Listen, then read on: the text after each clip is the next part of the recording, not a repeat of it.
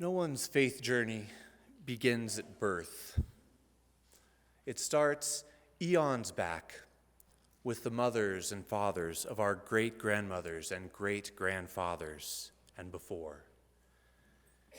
It comes to us bound up with caste and class, with color and gender, with language and cuisine.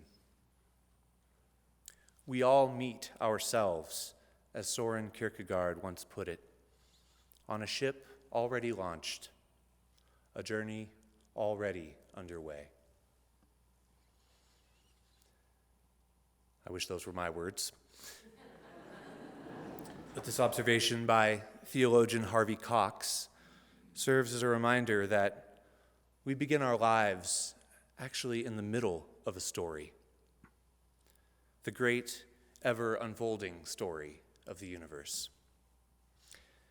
And just as that cosmic story continues to unfold, so does each of our own individual stories. We are the authors of our own lives, and each of us is writing our own chapter, recording the now of our lives in eternity. Now, as long as we're alive, our story continues to unfold. We've each spent our whole lives becoming who we are right now. And yet, we're not done. To be alive means we are always on a path of growth and transformation. We are constantly in the process of becoming something we are not yet. Psychologist Abraham Maslow had something to say about this process of becoming. In his famous article, A Theory of Human Motivation, Maslow identifies a hierarchy of needs that we as humans must meet, first for survival, then for well-being, and finally, to thrive. So just briefly, and in order from the most basic to the most complex, these needs are, first, physiological needs, such as breathing, eating, drinking, and sleeping. When these needs are not fulfilled, people become preoccupied with filling them above all else. Next comes the need for safety, and not just physical safety, but economic, social, vocational, and psychological security and stability. After this need comes the need for love and belonging, family, friendships, community, interaction, connection, relationships. The next level is esteem needs, recognition and respect, to be embraced and accepted by our families and our communities, to have our unique gifts and talents be recognized and appreciated. This is to have the esteem of others. And often with the esteem of others comes self-esteem, confidence, and to quote Maslow directly, the psychological freedom to be creative and grow, as well as to be more generous to others. Now, I'd like to pause here just long enough to point out that many of the needs mentioned up to this point can be fulfilled in a beloved church community, such as this one. As I've gotten to know many of you and heard your stories about what brought you here, I know what this church means to you and how it has helped you meet the increasingly complex needs that Maslow describes. And this brings us to the final level in Maslow's theory, self-actualization, of which he writes, "What a human can be, a human must be." This need we may call self-actualization, and it refers to the desire for self-fulfillment, the desire to become everything that one is capable of becoming. Now, in this process of becoming, it's important to realize that we're always becoming something other than what we currently are. Transformation is not a choice. But whether we engage the transformational process with awareness and intentionality is absolutely a choice. We're being swept downriver either way. But if I have a paddle, at least I have some say in how I get there. So what I like about Maslow's idea of self-actualization is that he doesn't expect me to become more than I'm capable of becoming. He just expects me not to become anything less. And this idea is really appealing to me. This idea of each of us using our own individual potential as our measuring stick. So rather than trying to be the best minister of all the ministers, I should try to be the best minister that I am capable of becoming. Moving towards self-actualization is challenging work because it requires living into our most authentic selves. We have to do the deep spiritual work of self-reflection to know ourselves. For the better we understand ourselves, the better we are at using the paddle to steer the canoe. And here's another truth. We can't do it alone. We need community. We cannot know ourselves unless we are in relationship with others. Looking at the hierarchy of needs, once we get past our most basic physiological needs, well, fulfilling all the other levels of need requires other people. We cannot have economic and social stability without others. We can't find acceptance and love in a community of one. In fact, the only way we can understand love as a concept is when we acknowledge the value of something beyond ourselves. In other words, others must exist for love to exist. I'd like to share with you some excerpts from a poem by Gerald G. May called Living in Love. There's a desire within each of us in the deep center of ourselves. It is the human desire for love. Our true identity, our reason for being is to be found in this desire.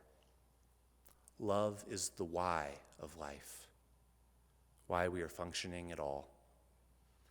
I am convinced it is the fundamental energy of the human spirit, the fuel on which we run, the wellspring of our vitality. Love should come first. It should be the beginning of and the reason for everything. I agree with the poem. Love should be the why of life, the reason for everything. But we're imperfect beings. We repeatedly fail ourselves and each other.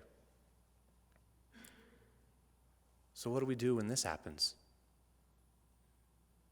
And how are we supposed to respond? Not just when we fail one another individually, but when the communities that we trust to fulfill our needs fail us. I'd like to share with you something that happened, or that is happening, at the national level of our denomination.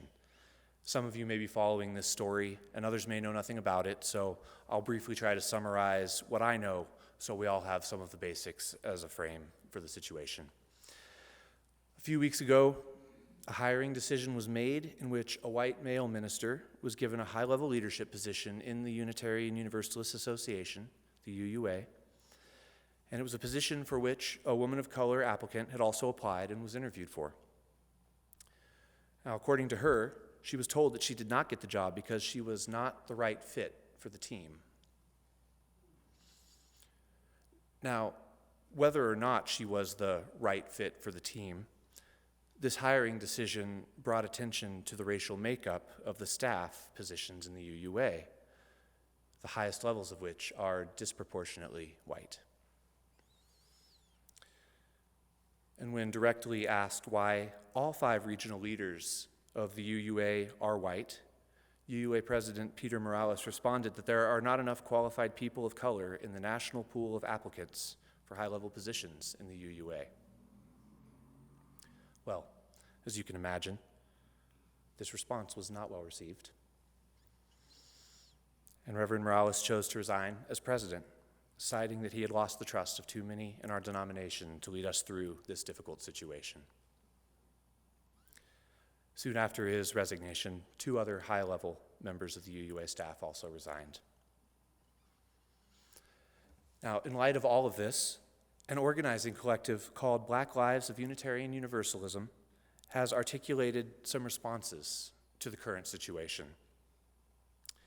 The first thing that they have asked is for an examination of the hiring practices at the UUA to determine if they align with our expressed values of diversity and inclusion. A second proposal they have made is that an 8th principle be officially adopted, which would read, "We, the member congregations of the Unitarian Universalist Association, covenant to affirm and promote journeying towards spiritual wholeness by working to build a diverse, multicultural, beloved community by our actions that accountably dismantle racism and other oppressions in ourselves and our institutions."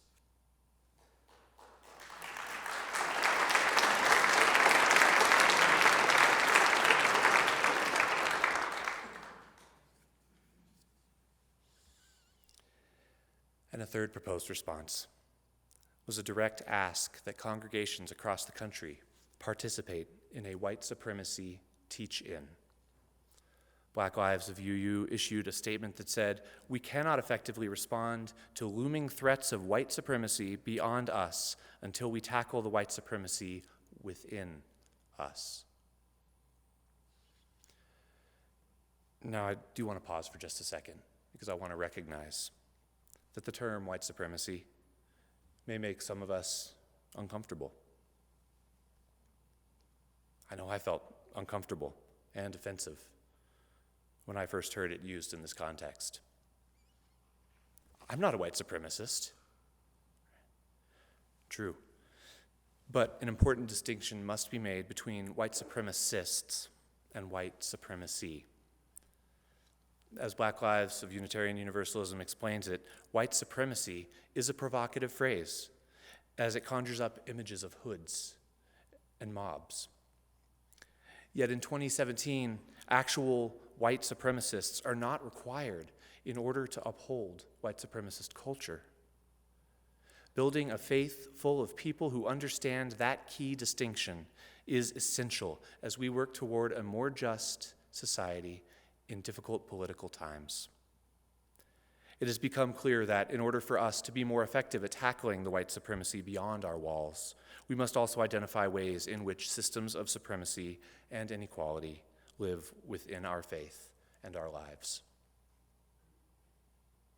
Okay, so I'm going to ask that you bear with me because as uncomfortable as it might make us, I'm going to continue to use the term white supremacy for a couple of reasons. First, because people of color within our organization have identified it as such. And I believe that they are more qualified to identify white supremacy than I am. And second, I think it is accurate in describing the situation that we're talking about. Through reading a number of articles and books and through personal conversations with people of color, I'd like to share a few things that I've come to understand about white supremacy. First, white supremacy is designed so that white people don't have to see it. According to Michael Eric Dyson, a sociology professor at Georgetown University, white supremacy is the conscious or unconscious belief or the investment in the superiority of some, while others are believed to be innately inferior. We may not consciously hold such beliefs, but how might we be unconsciously investing in the superiority of some over others? That's a tough question to reflect on. White supremacy gets its power from being allowed to go unnamed, and so it's important to call attention to it when we see it. And in the case of the UUA, is it possible that perhaps subconsciously being a good fit means being white, like most of the high-level leadership positions? Second thing I've learned, white supremacy is systemic and doesn't require the participation of white supremacist bigots to function. Again, quoting Dyson, white supremacy is a machine operating in perpetuity because it doesn't demand somebody be in place driving. And because it is systemic, white people are not the only ones who can participate in a culture of white supremacy. Going back to the example of the UUA, Reverend Peter Morales, who ultimately decided to resign over the controversial hiring decision, identifies as a person of color. It's my friend, Reverend Masando Hirioka, who reminds me that we don't have to create enemies. The enemy is the system itself. And because we belong to a society in which the culture rewards whiteness through white privilege, we are all complicit to some degree in white supremacy. Now, this is not meant to make people feel guilty. It's not meant to make us feel guilty. It's simply calling it out so that we can be aware of it and hopefully take steps towards dismantling it. We have to name it. And to effectively fight white supremacy, we must confront it on 3 levels: the individual or internal level, the interpersonal level, and the institutional level. So I'm going to break a little of the tension here a little bit because I'm going to share, hopefully it's comfortable for you, but it's not for me, but it's an uncomfortable personal moment from my own personal experience of confronting white supremacy at the internal level. Before I met my wife, Emily, I briefly dated a girl who was attending none other than the Iliff School of Theology, where I would eventually go for my seminary education. And over dinner at an Italian restaurant, we began to discuss her master's thesis about the conditions of poverty in her southern hometown and how those conditions disproportionately affected people of color. This information was her contribution to the conversation. My contribution to the conversation was that her thesis was incorrect. Surely, anyone willing to work hard and save money could climb the ladder in our now colorblind society, where capitalism is the way of the land and a worker's contribution is worth what it fetches in the free market. If someone's not getting paid enough or is dealing with poor working conditions, there's nothing forcing that individual to continue their employment with that business, right? And the system is designed in such a way that surely businesses with such unfair conditions, low wages, and unethical practices would most certainly not be able to keep their doors open, right? Yes. Our system rewards loyalty and good, honest, hard work, and anyone, regardless of skin color, could make it in America if they just tried hard enough. I was pretty smart.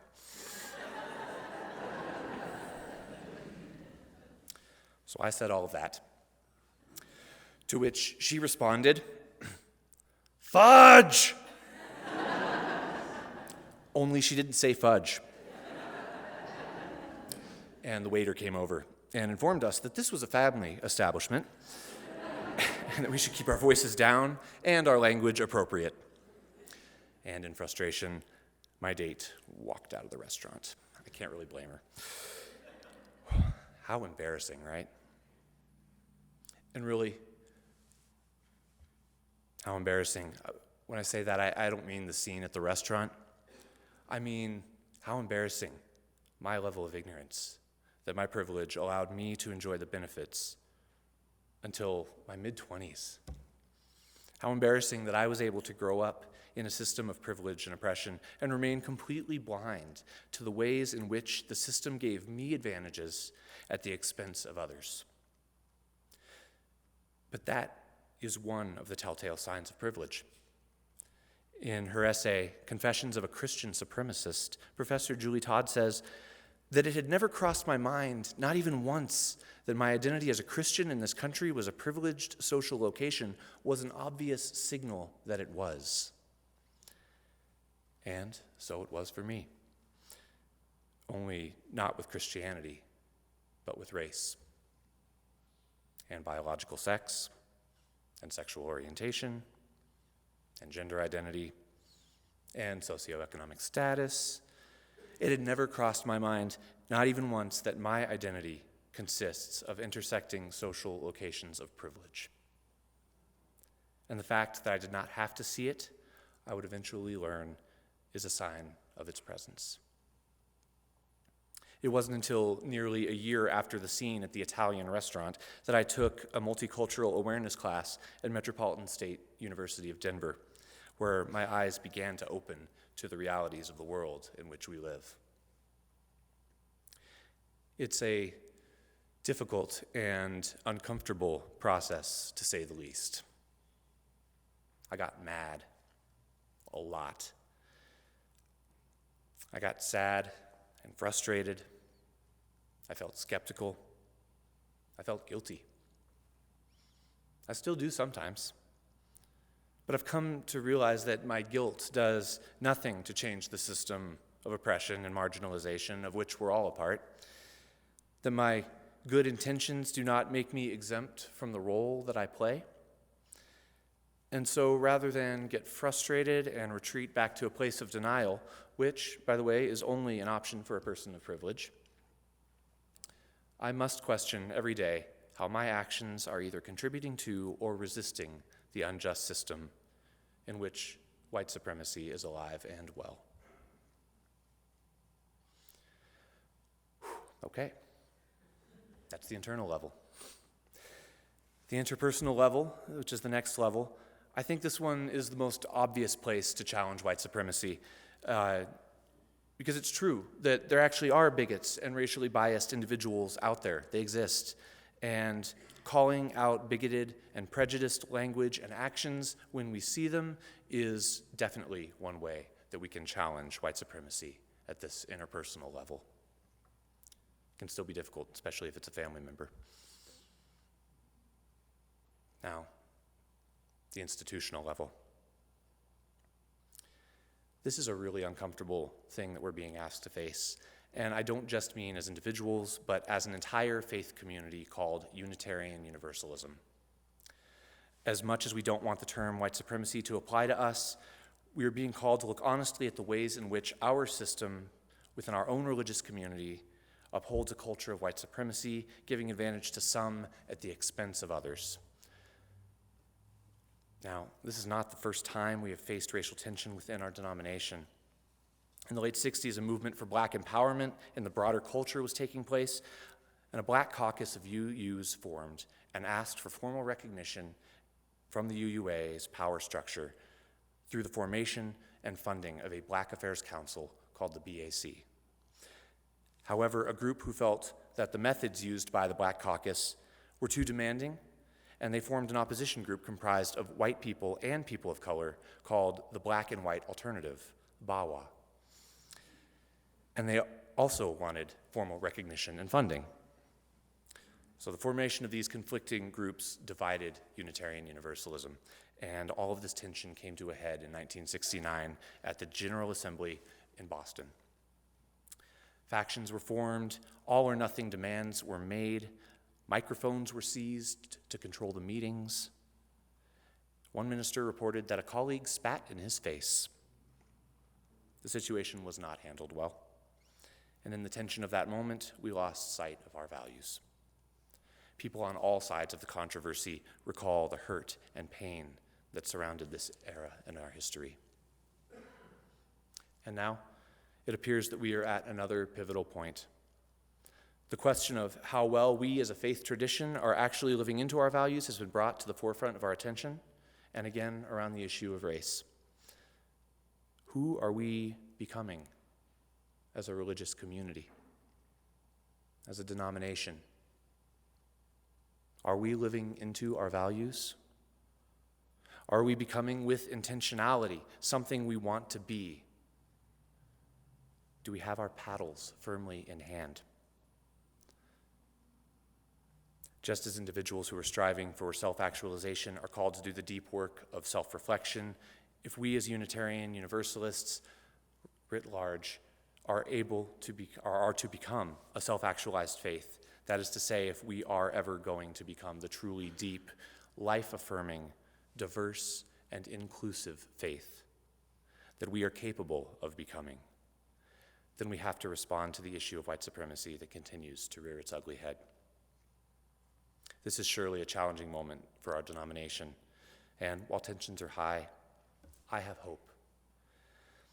The 3 high-level vacancies in staff positions at the UUA present a real opportunity for us to live into our values of inclusivity and diversity by hiring qualified people of color. And it's an opportunity to strike a huge blow to white supremacy by responding to the requests of people of color in our denomination who have called it out. May this service be the beginning of the white supremacy teach-in, in which we dare to keep the conversation going and look for ways as a community to dismantle white supremacy. I love Unitarian Universalism dearly. It deserves so much of the credit in my own personal formation process.